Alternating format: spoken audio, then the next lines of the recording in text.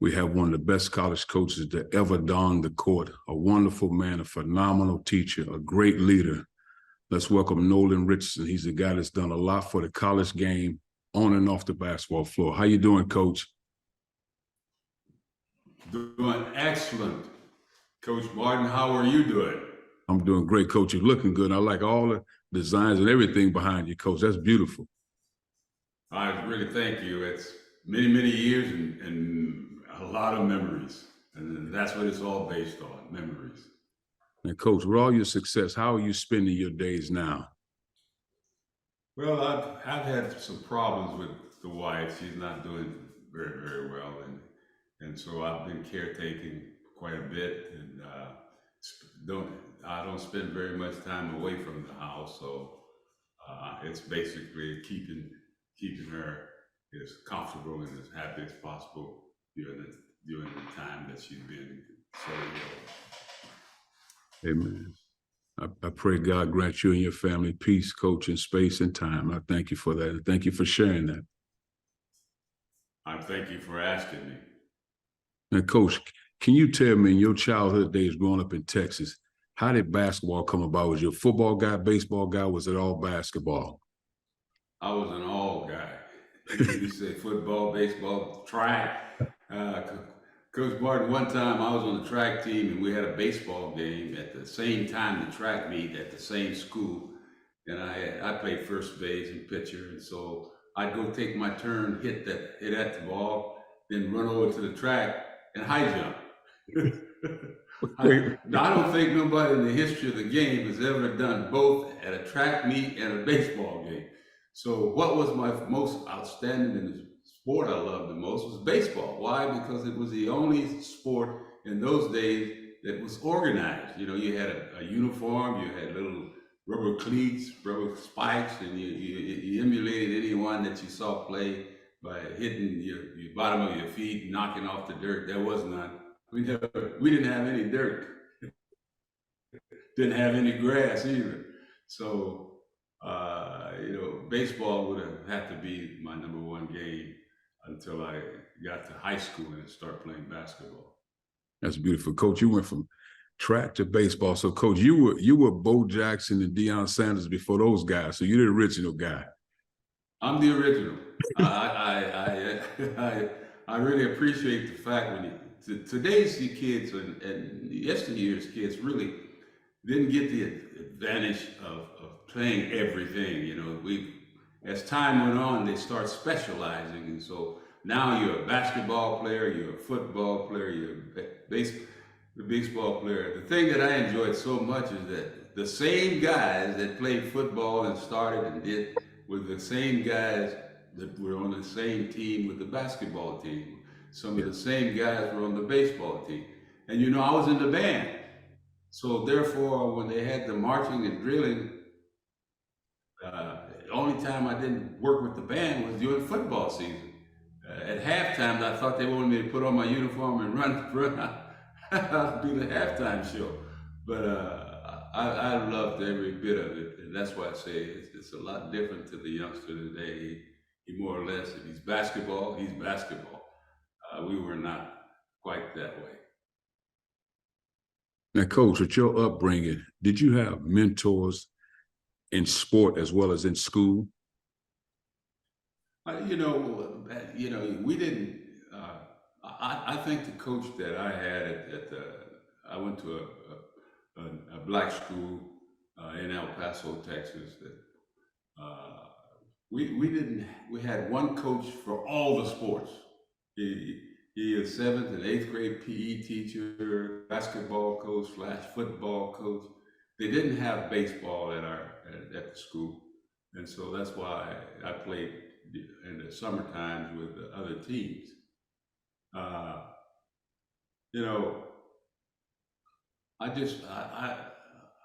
Let's put it this way: I was very fortunate to come up during the time that I came up, to be able to enjoy all the sports. And Coach, you started out at Bowie High School as a coach. How did you do that? Why transition to basketball as opposed to your love baseball or track? Well, as time went on, as opposed to baseball. I stayed in baseball. I loved it so much that that's where I thought I would end up maybe being a professional baseball player. Basketball was very, I mean, they were running neck and neck. I think football was something that it's amazing. I tried out for the San Diego Chargers in football. I signed a contract with the Houston Colt 45s in baseball. Man. And then I got a chance to sign a contract with the Dallas Chaparrals in basketball. You know, I sometimes wonder when did you have time to do anything? But that's what in those days. That's what we did. I just thought I'd make a pro somewhere, and I guess I wasn't quite good enough to stick it out. But I got to play in exhibition games and stuff of that nature, and said, "Hey, I'm the only one that I know that signed 3 contracts." That's impressive. Whether I made it or not, but I was invited to camp, and so you know, again, I was very fortunate, very lucky, very blessed to be able to have some of the talents that I had to participate in those sports. And Cole, how the jump from high school to Texas Western, how did that jump happen? Well, I went off to junior college first because I wanted to go to the University of Arizona. And the reason was because Arizona had all the baseball pros, all their scouting and class A, B, C, D. A lot of things took place in Arizona because of its weather being so nice. So that's why I wanted to be somewhere close where I could be looked at as a baseball player. But at the end of the first year, I transferred back home to El Paso. I went to Eastern Arizona Junior College and came back my sophomore year and on a basketball scholarship. And you know, I probably led the league or led the team second in scoring in the border conference. It used to be called the border conference. I averaged my first year back as a major college 21 points a game. And so I thought I was headed to the NBA, and then we got a great coach named Don Haskins came alive. He stopped all that scoring. He told people I couldn't guard a telegraph post, and he's probably right. I wasn't looking to guard one either. So, and that's how the defensive probably part got into me, because if you didn't play D, you wasn't going to play. So I took that philosophy a long ways. If you're not going to play defense, you can't play for them. Now, Coach, how would you describe your game for those that never seen it? I call it a controlled riot. I love the riot part of it. But it's controlled, and it's controlled by me. A lot of folks say run and gun. Yeah. My answer to that: we run and we execute. There's a difference between running and gunning and running and executing. We realize what our strengths are, and we realize what our weaknesses are. I try to develop my players to play with instinct as opposed to pattern. You know, A go to B and B go to C, and I would always ask my even 7th and 8th and 9th grade kids, what happens if A don't go to B? What happens if they make you go to D? Yes. What do you do then? And I said so the key to my type of basketball is to learn how to play the game, see the game. And I want them to try to see the game through my eyes, not theirs. And if you can see it through my eyes, then you're on the right track of being successful the way I want. So my game of let's get after it never stops from 7th grade, 8th grade. You know, my players that I coached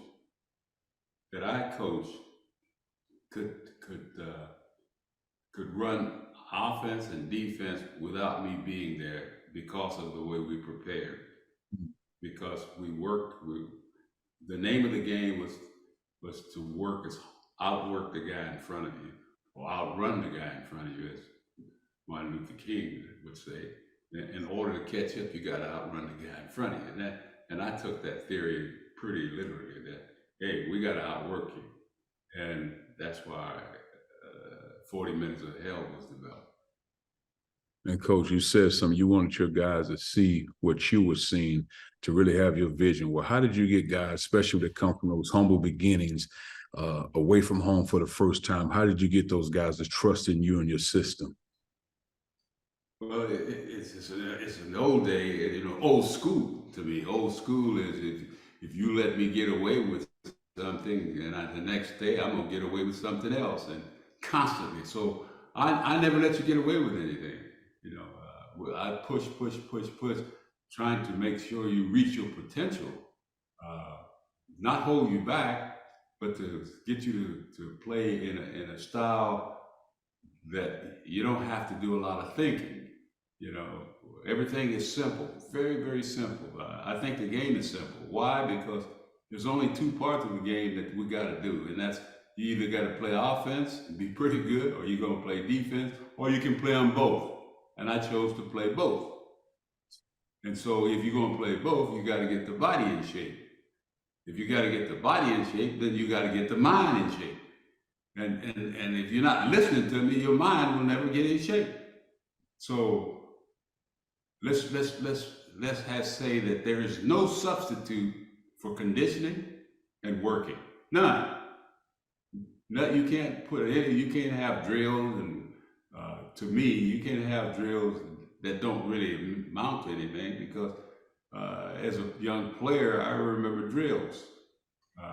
They didn't have nothing to do with the game, some of them, but they look good, and so I wasn't interested in looking good. I said, everything I got is ugly, except for my wife.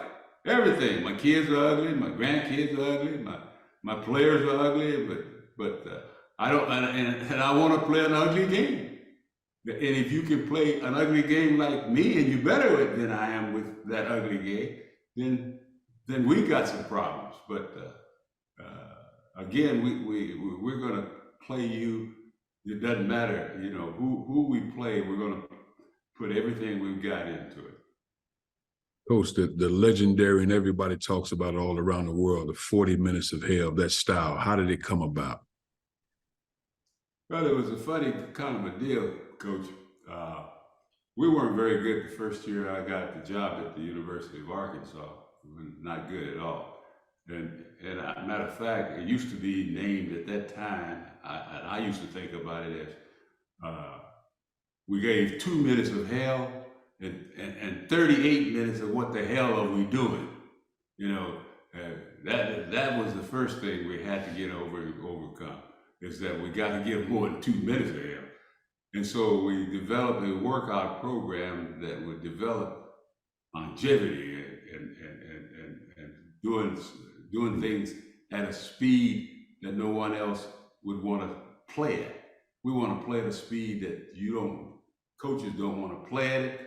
They prepare for you by putting 7 people on the floor. We're doing it with 5. They got 7 on the floor emulating what we do.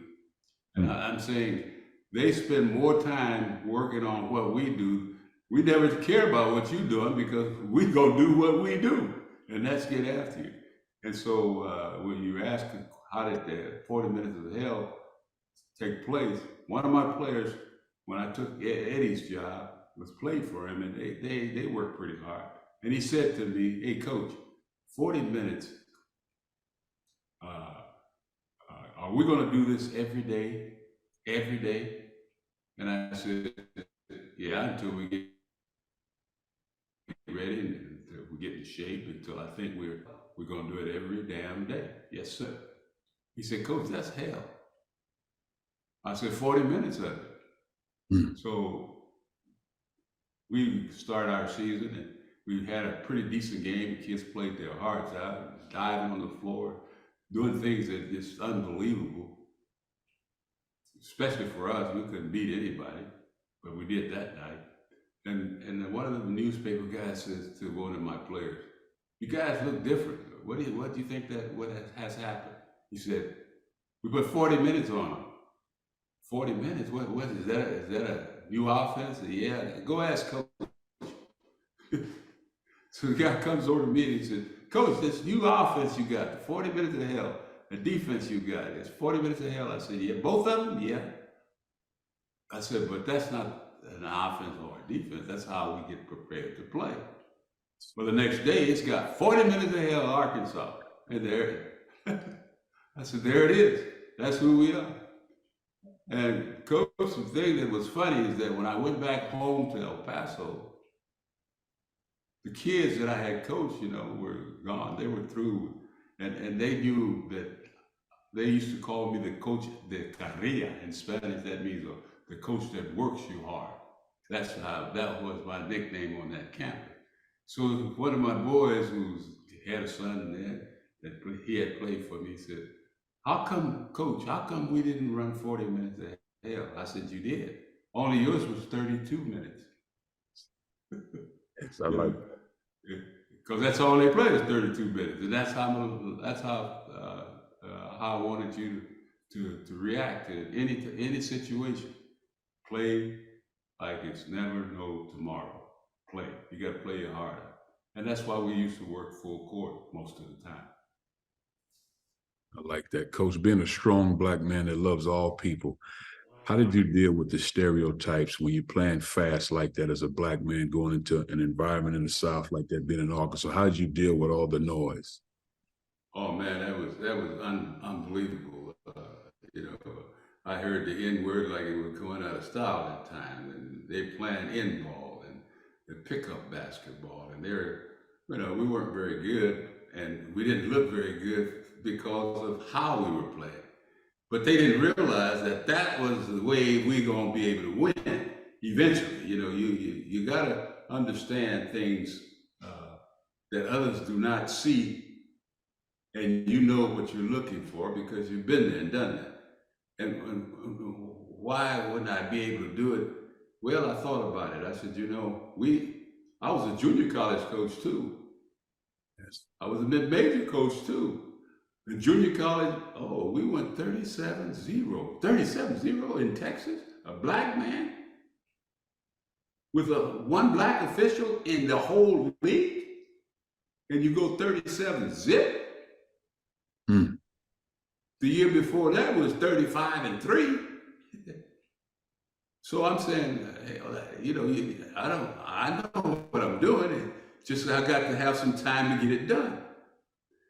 So we go to Tulsa, and one of the great coaches of Kansas said, if Nolan comes in here with his junior college players running that pressing and stuff, he'll get blown out of the gym. If he wins 7 games, he ought to be National Coach of the Year. We won 26 games, won the NIT, all in my first year as a major college coach. And I said, now I'm at Arkansas, 6 years later. I can't coach no more. I said, and here it is. I come to this place with a sick daughter that we eventually lost to leukemia. So I've got the Razorbacks on my back. I'm more concerned about my daughter's health than anything in the world. No, the game meant nothing to me. Matter of fact, many times I thought I was going to quit, but she talked me out of it. So finally, the stereotype, it's amazing. I never forget, Digger was calling the game once that we're playing Syracuse in the championship game, and we take it out of bounds and throw a touchdown pass all the way down the floor and a layup. And the commentator said, you see what I mean? They don't spend no time trying to run anything. I said, what the hell we're running? We got a layup. Wow. What else is there? How smart do you need to be to throw it all the way down the floor and let somebody have a layup? You work your butt off for a jump shot, and we take it out of bounds and throw it all the way down the floor with no pass and a layup. That's demoralizing for as I'm concerned. And I tell my players, if you let that happen to you where you're not getting back, you can't see what's happening, we're going to have some problems. And you let I win the problem solving. So it's not today's young man. Sometimes today's young guys say, I can't play for him. He's messing with my time. Or, I was in a position where every player knew where they belong and how they could help how they could help us win. And that's what it was all about. How can you help? 1 minute, 5 minutes, 10, I don't care. Time played on the floor is up to you. You show me, I show you. If you don't play and do the things that I'm trying to get done and see the game, then you don't play. Just, that's the bottom line. And I think they knew that. And that's why I thought we were very successful. And Coach, in your struggles, all that, your daughter, I think she was around 15 years old. So you're going through all that, taking over a new program in a different area than you grew up from. Who did you lean on when times got real tough? Well, my closest guy that I had, that I leaned on the most would be, he was my assistant coach. His name was Andy Stodler. Andy and I kind of played college basketball together at UTEP. I played in front of him a couple of years, and I brought him as my assistant to Tulsa when we won the NIT. And he left and went to Jackson State, Southern University as a coach. But he came back to me when I got the Arkansas job because he knew the problems, and he knew my little girl, and he knew everything that needed to be done in case something should happen. And it did happen where I had to miss some practices and I missed some games. But I wanted to take a leave of absence, but she wouldn't go for that. So piecing back and forth and trying to deal with my problem, then you had problems at the university that it was. I wouldn't wish that on anyone to ever want to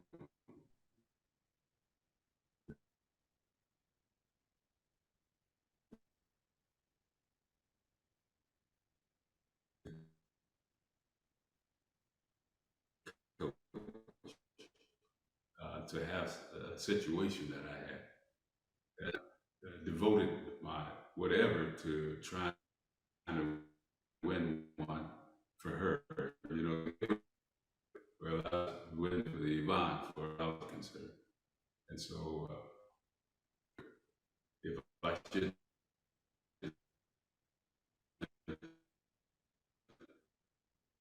went back to where we lived or lived closer to her friends in the later days, that was the roughest. That was the rough go. The losing and winning and championships really didn't mean a whole lot to me at the time. After we won a national championship, I thought, hey, we need to win. We could win another one. We almost, if you win 12 games, that's 2 years back to back. And we won 11. We needed one more to win 12 games back to back in the NCAA tournament, and that's pretty strong. And so, Coach, you win the 94 championship, almost get it again in 95. You're on the top of the college mountain. How did it feel? Did the world make you feel like that?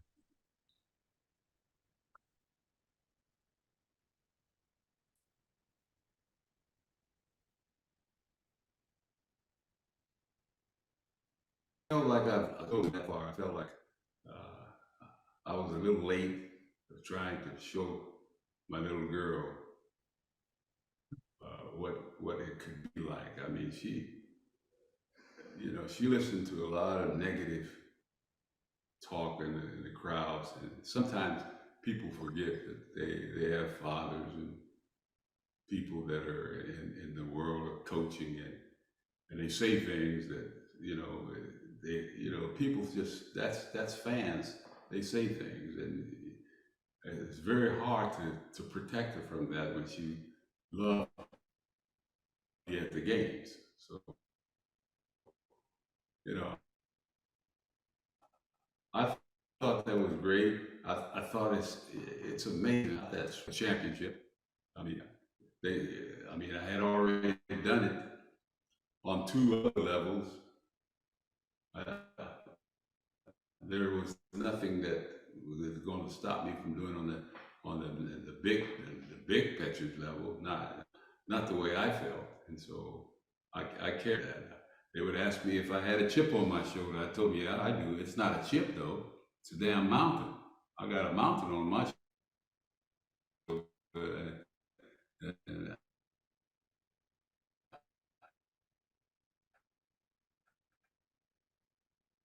if I don't do well, I don't think none of my black kids will continue to walk on gravel. What else can you do? And I always quote old Granny when I say that, if you crack the doors and stick your foot in there, pry it and knock the damn thing open. They got you here. And I live by that theory. You're going to have to let me in because you can't stop me from getting in. Amen. And that's that was my motto. Pave the road for those who are less fortunate.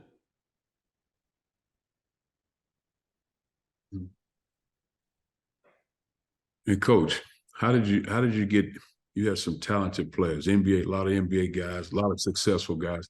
How did you get the guys to understand the importance? Everybody's not going to be a pro, but you also need to get a degree to be successful in life. When you had those battles with some of the guys, how did you deal with it?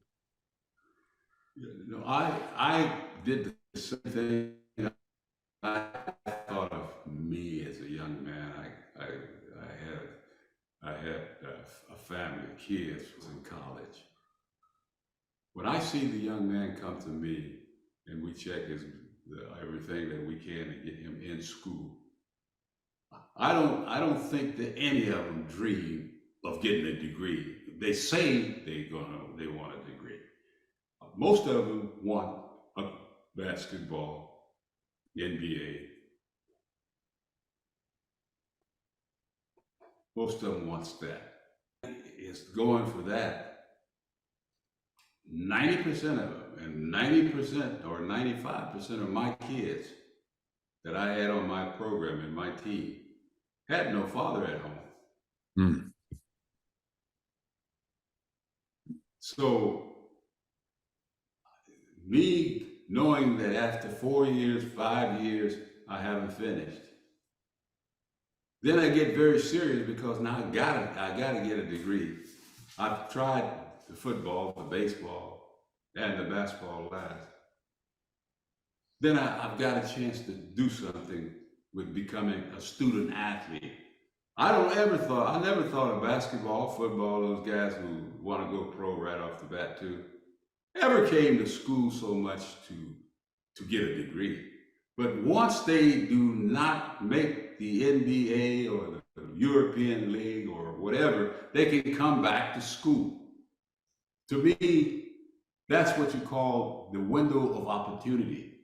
In basketball, the window of opportunity is very, very narrow, small, getting in and getting out.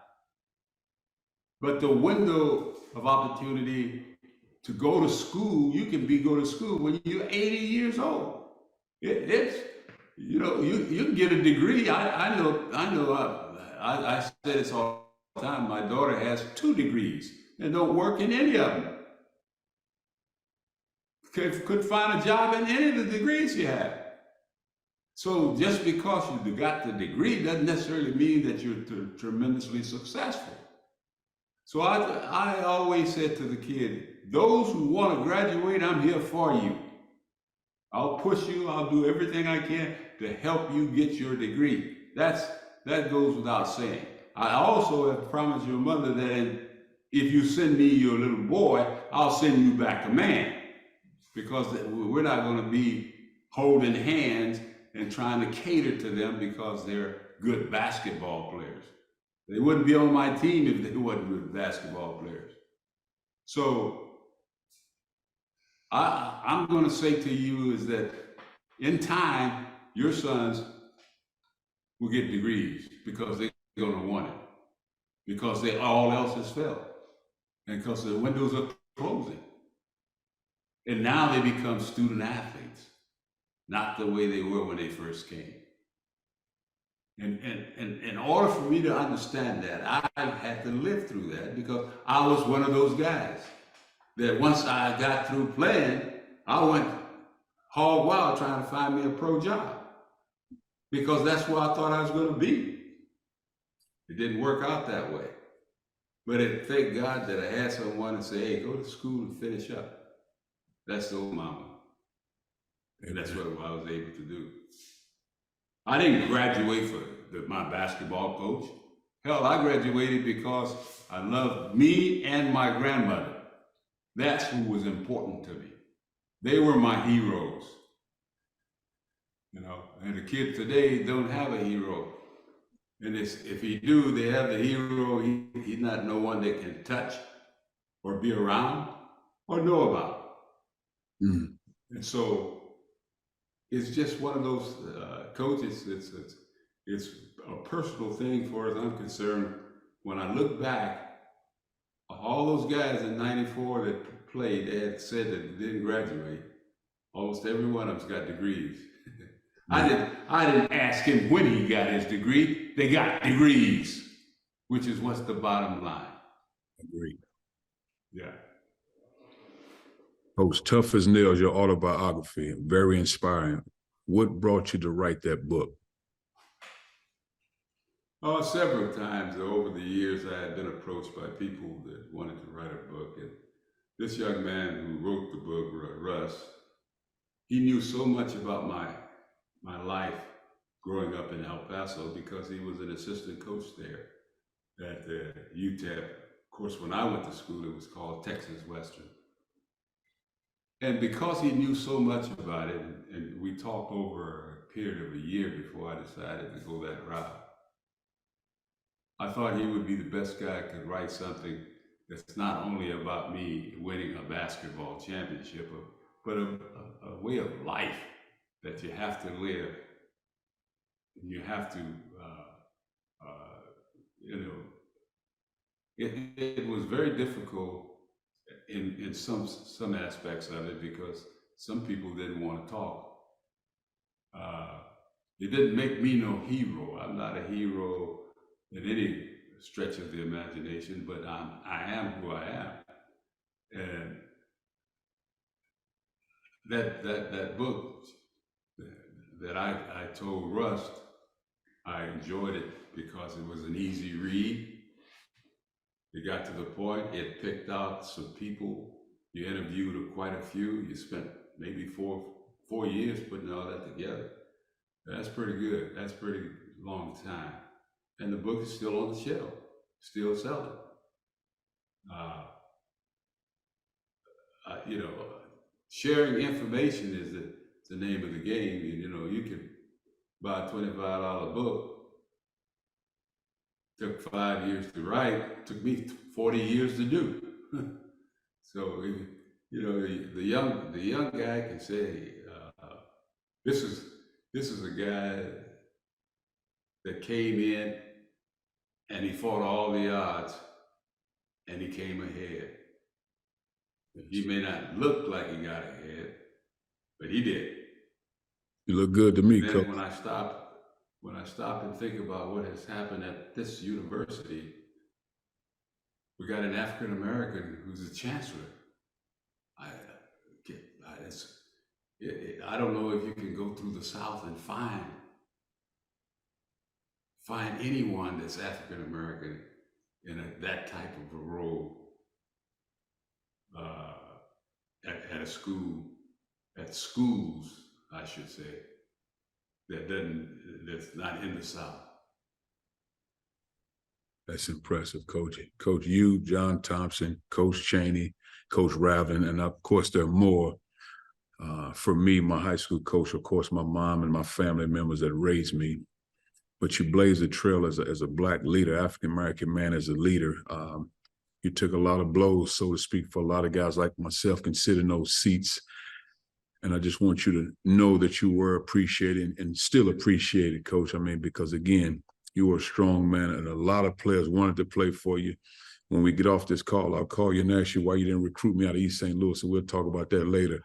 But no, Coach. I was scared of you guys, man. East St. Louis, you kidding me? You know what I'm talking about, man. Y'all didn't play fair.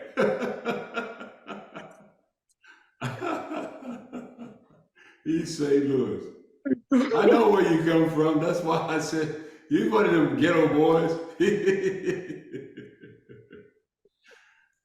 I would have had a wonderful time had it played for you. Hey, Coach, I appreciate it. Coach, I got a couple more questions for you. The NABC, you've been a member for over 42 years. Why stay a member, and what was important about being a part of the NABC? Well, that's an organization that is part of that's part of who I am. The NABC is a part of who all of us in the coaching profession should be. It's a part of a group that means and stands for something. And if you don't get enough of us involved in some of the actions of the NABC, then it becomes null and void also. We came up with John, as you mentioned, which John's gone, and John Chaney's gone, and George and I are still around. We started basically with the Black Coaches Association, pairing it up, so we can have some voice. We had no voice in anything.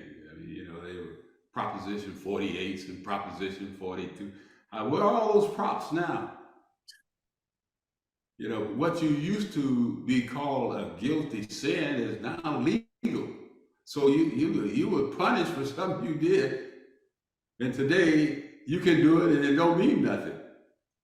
You know, so things have changed, and organizations have got to change. I mean, so I feel like you know, I've been with the NABC all these years.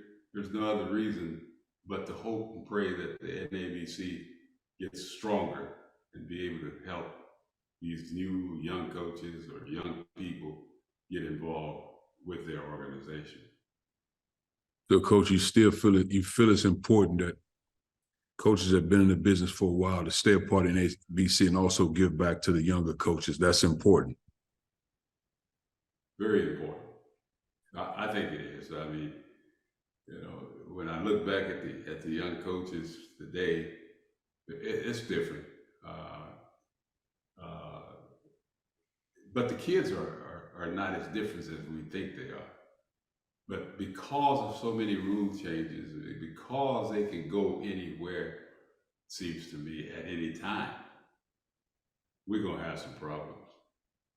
In other words, discipline used to be just a household name for us. You know, the self-discipline and all that. Yeah, it's not that way.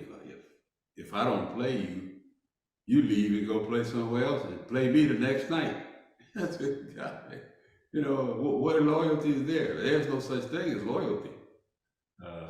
So because of the what they have now, they hold the coach to be hostage. It's tough. If you don't play me, I don't play. If I don't get my numbers of shots, I'm gonna leave. If I don't make 500,000, I ain't coming. Well, wait a minute. I don't know. So the NABC got their work cut out. Yes. Yes.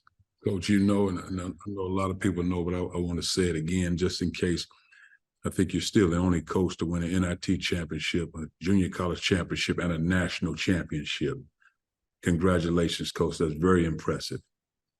I thank you very much, Bo. I thank you very much. And I cherish those championships because it's nice when you can say, if there's 3 championships, I've been able to win all 3 of them. That is something, you know, that is something that I'll never forget. That part of it. Those 3 championships. Coach, my last question for you, for young coaches, men and women coaches that have families, what advice do you give when they're raising children? Because the time demands on you. How do you balance that? It's difficult for you to really completely balance. You know, and I think that's a key word, balance. in the game of basketball, balance is very important. Balance the floor, balance. It's something that each individual have to work at. I don't think you can one fits all. I mean, what makes me balanced may not make you that balanced, and vice versa. So I think you got to kind of look at your situation and treat it as it's your situation, as opposed to this is what we should do as a group. You know, sometimes the group is good. Sometimes, to me, the group is not as good as it needs to be for you. So you know, it's wonderful to be able to sit down and talk to some other coach and get ideas.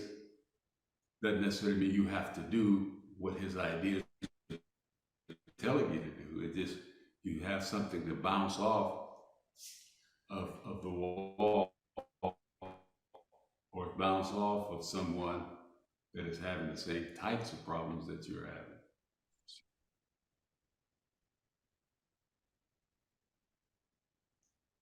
Thank you, Coach. This has been a wonderful show. The NABC Mentor Circle. This has been great. Coach, this is an honor for me. Just like young kids today, they wanted to get the autograph of LeBron James and all these great players. This is my autograph session with Coach Nolan Richardson, a phenomenal coach, a wonderful man, a guy I've always admired from afar. I appreciate you, Coach, and I thank you for your time.